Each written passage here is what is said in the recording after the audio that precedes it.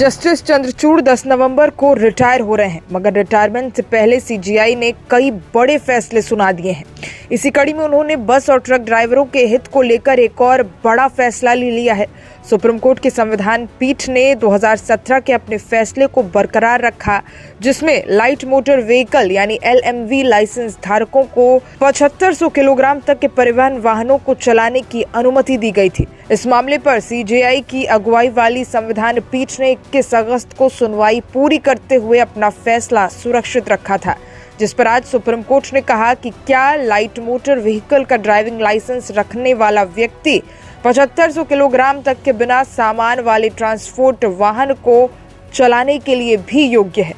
संविधान पीठ में chief justice DY Chandrachud, justice Hrishikesh Rai, justice PS Narasimha, justice Pankaj Mittal और जस्टिस मनोज मिश्रा शामिल हैं। फैसला सुनाते हुए जस्टिस ऋषिकेश राय ने कहा, सड़क सुरक्षा विश्व स्तर पर एक गंभीर सार्वजनिक मुद्दा है और भारत में सड़क दुर्घटनाओं के कारण 1.7 लाख लोग मारे गए। ये कहना कि ये सब हल्के वाहन चालकों के कारण हुआ निराधार है। इसके पीछे सीट बेल्ट नियमों का पालन न करना, मोबाइल का उपयोग, नशे में होना भी एक बड़े कारण है।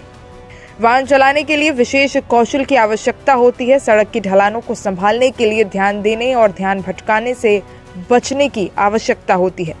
अपने फैसले की शुरुआत मजाकिया अंदाज में करते हुए 5 जजों के संविधान पीठ का फैसला सुनाते हुए जस्टिस राय ने कहा कि हमसे ज्यादातर लोग मानते हैं कि जो हमसे धीमी गति से गाड़ी चलाते हैं वो बेवकूफ हैं और जो हमसे तेज गाड़ी चलाते हैं वो पागल हैं। 126 पन्नों का ये फैसला ड्राइवरों को लंबे समय तक गाड़ी चलाते रहने जैसी तकलीफों से भरा हुआ था। लाइसेंसिंग व्यवस्था स्थिर नहीं रह सकती। जस्टिस ऋषिकेश राय ने फैसला सुनाया, इस अदालत का निर्णय हल्के वाहन धारकों द्वारा बीमा दावा करने में भी मदद करेगा जो 7500 किलोग्राम से कम वजन वाले वाहन चलाते हुए पाए जाते हैं। लाइसेंसिंग व्यवस्था स्थिर नहीं रह सकती। हम आशा करते हैं कि मौजूदा खामियों को दूर करने के लिए उपयुक्त संशोधन किए जाएंगे। अटॉर्नी जनरल ने आश्वासन दिया है कि ऐसा ही आगे किया जाएगा। किस बात पर फंसा था पेच? मुकुंद देवांगन मामले में सुप्रीम कोर्ट के 5 जजों की बेंच को ये तय करने के लिए कहा गया था कि क्या MVA की धारा 10(2)D के तहत चलाने के लिए लाइसेंस रखने वाले व्यक्ति को परिवहन वाहन MVA की धारा 10(2)E के तहत चलाने के लिए अलग लाइसेंस की आवश्यकता होगी। ऐसा इसलिए क्योंकि उस पर कोई सामान लोड होने से पहले वो 7500 किलोग्राम से कम था। 3 न्यायाधीशों की पीठ ने कहा था कि एक परिवहन वाहन और ओमनी बस जिनमें से किसी का भार 7500 किलोग्राम से ज्यादा नहीं है एक हल्का मोटर वाहन होगा।